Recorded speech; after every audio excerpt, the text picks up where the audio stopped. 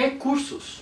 Talvez esse seja o assunto mais importante no que diz respeito à modelagem de um contrato, REST bem feito, porque é o ponto em que eu exijo mais inteligência de análise, de entender como é o negócio e como traduzir em recursos do REST.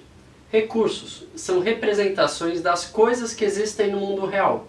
Um notebook é um recurso, uma mesa é um recurso, um extrato é um recurso, um carro é um recurso. Então tudo que existe no mundo real que eu posso expor se chama recurso. REST trata de um meio de eu fazer a transferência da alteração do estado de um recurso. Estado de recurso é o conjunto de atributos, de propriedades que juntas representam um momento daquele recurso no sistema. É como se fosse uma fotografia do estado dele em um determinado período no tempo. Os recursos são expostos via URL. Então, para cada recurso de negócio que eu tenho, eu deveria ter uma URL para responder unicamente a ele.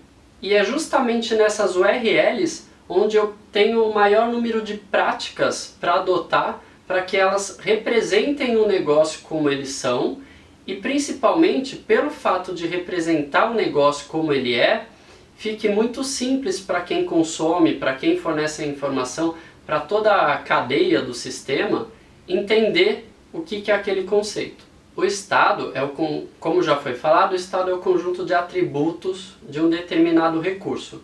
Esses atributos eles podem mudar. Normalmente, um recurso, uma entidade, ela tem um ID. Por exemplo, uma pessoa, de repente, é identificada por um documento, talvez o CPF. Um carro é identificado pelo Renavan. Um equipamento eletrônico é identificado pelo seu número de série. Então, os recursos, no geral, têm um identificador. A alteração de estado acontece quando uma dessas propriedades que não é o identificador troca de valor. Por exemplo, um veículo que tem um determinado proprietário, ele passa a ter um novo proprietário, então existe uma troca nessa propriedade, houve alteração de estado. Um extrato, em um determinado momento eu tenho um valor X de saldo. Aí eu faço algum gasto, ou faço um depósito, o saldo muda. Eu tenho alteração de estado. Um carrinho de compras, por exemplo, num site de e-commerce, quando eu adiciono, removo algum item, eu tenho uma alteração de estado do carrinho de compra. Quando eu faço um pedido, eu tenho uma alteração de estado, na verdade uma criação de um pedido, que é uma alteração de estado também. É uma criação. Quando eu apago uma foto na rede social, ou apago um post, eu tenho uma alteração de estado. E o REST é justamente a tecnologia criada e pensada para trabalhar essas alterações de estado. Normalmente no REST a gente vai tentar colocar os estados com um alinhamento lógico entre eles. Então o ideal é se ter um modelo de entidade e o relacionamento entre elas, e eleger qual o relacionamento mais forte para poder alinhar esses recursos um abaixo do outro. No exemplo que vocês veem aí na tela, eu tenho, por exemplo, a API do Walmart Labs. Eu tenho um base path, que é basicamente o endereço do servidor e a identificação da versão na qual aquela API está, e eu começo a ter os recursos. Por exemplo, aí eu tenho itens e um ID. Eu estou me referenciando a um recurso chamado itens, e a um recurso específico com ID 12417832.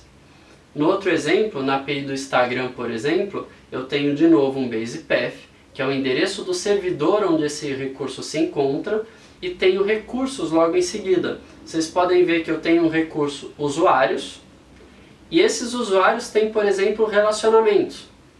Então eu tenho uma coleção de usuário, a especificação de um ID de usuário específico, eu quero um, e a lista de relacionamento deles. No outro exemplo, é a API de gerenciamento do Azure para banco de dados SQL. Então, de novo, eu tenho um base path, eu tenho o endereço do servidor, e depois eu tenho uma série de recursos alinhados até eu chegar no banco de dados. Então a gente observa que eu tenho uma coleção de subscriptions, que é o ID da conta lá no Azure, eu estou acessando uma subscription específica. Dentro de uma subscription, eu organizo meus recursos em grupos, chamados resource groups. Eu quero acessar um resource group específico. Dentro desse resource group, eu tenho N providers de bancos diferentes. Eu quero o provider do SQL Server. Dentro de um provider, eu tenho vários servidores diferentes. Eu quero um servidor específico, que eu passo o nome ali como uma variável, um atributo. Dentro desse servidor eu quero um database específico e pronto. Eu cheguei no recurso banco de dados, no database que eu vinha procurando. Então é uma boa prática você organizar seus recursos intercalando coleção, ID, coleção, ID, coleção, ID. Isso na maioria das vezes é atingível, em algumas vezes não. Normalmente nessas vezes que não dá para fazer, é quando eu tenho recursos em que esse alinhamento não é tão lógico. Ou é um alinhamento em que eu tenho duas entidades que elas podem se relacionar com o nível de hierarquia da A para B ou da B para A. Então a gente não alinha uma na outra e geralmente coloca na raiz. Eu tenho coleção A, ID, aí eu crio um outro recurso que é a coleção B, ID, sem fazer esse alinhamento. Também acontece de eu não conseguir criar essa estrutura de alinhamento quando o meu recurso não é uma entidade, não é um objeto de negócio que tenha um ID, e sim é uma função, é uma calculadora. Então, por exemplo, talvez eu tenha o recurso enviar SMS. Esse recurso não tem um ID, então eu vou ter que criar uma organização do tipo SMS/enviar, por exemplo, sem um ID intercalando esses dois itens, afinal não são coleções. E para fazer URLs bem feitas, existem algumas práticas de mercado para isso. Por exemplo, a gente usa nos recursos substantivos, não verbos. Então, como eu já dei exemplo, carro, extrato, carrinho, pedido, item. Aí vendo nos exemplos anteriores, usuários, relacionamento, banco de dados. Então eu represento os recursos sempre com substantivos.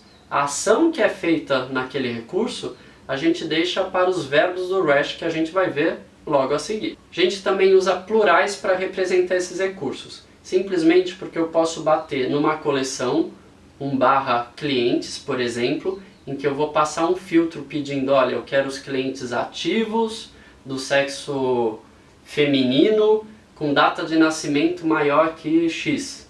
Então eu vou retornar uma coleção, por isso é no plural. Ou eu posso, dentro dessa coleção, pedir um ID específico.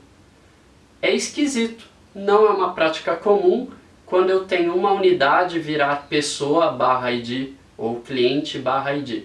Geralmente a gente vê no mercado que se usa no plural mesmo, clientes/ID. Isso simplifica muito a especificação do contrato e a programação para quem vai consumir.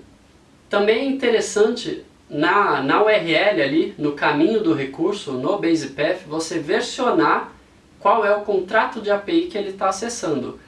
É normal acontecer evoluções, principalmente em grandes empresas, em que você tem vários produtos acontecendo, eles vão crescendo gradativamente e às vezes você precisa criar uma versão nova da API.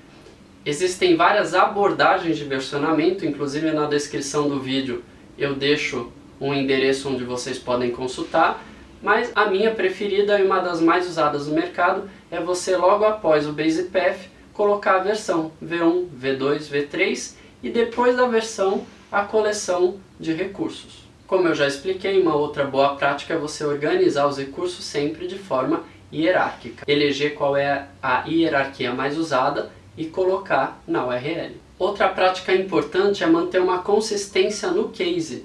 Existem vários case types. Case é a caixa, a forma como a gente escreve, maiúsculo, minúsculo, separado por traço, por underline. Tem nomes, né? Snake case, camel case. Então é importante na empresa manter uma consistência. Não existe um case type mais correto que o outro, e sim existe A convenção, existe a adoção de um padrão por parte da empresa, e o importante é que a partir do momento que se adote um padrão, que esse padrão se repita para todas as APIs. Isso facilita muito o usuário que vai consumir, porque uma vez aprendido a consumir a primeira API, ele já entende como vão funcionar as outras.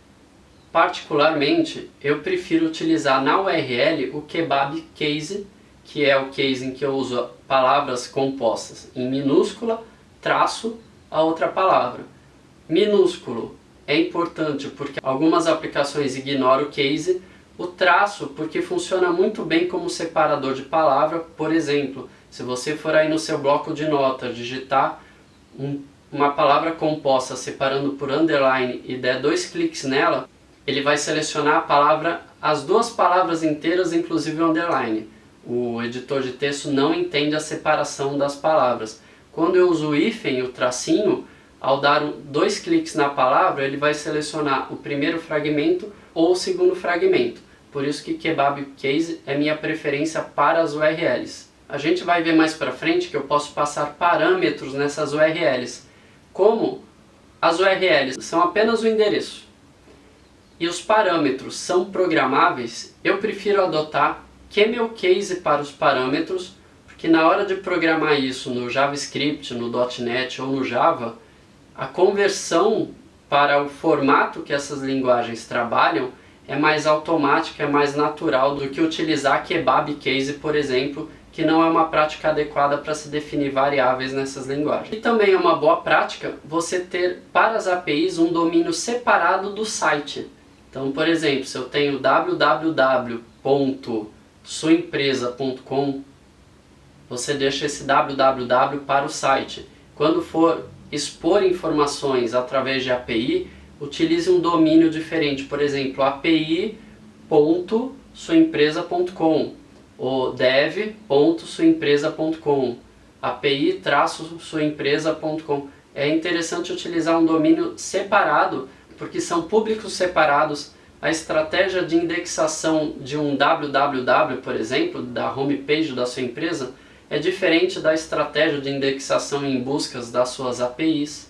Então essa também é uma boa prática a ser adotada.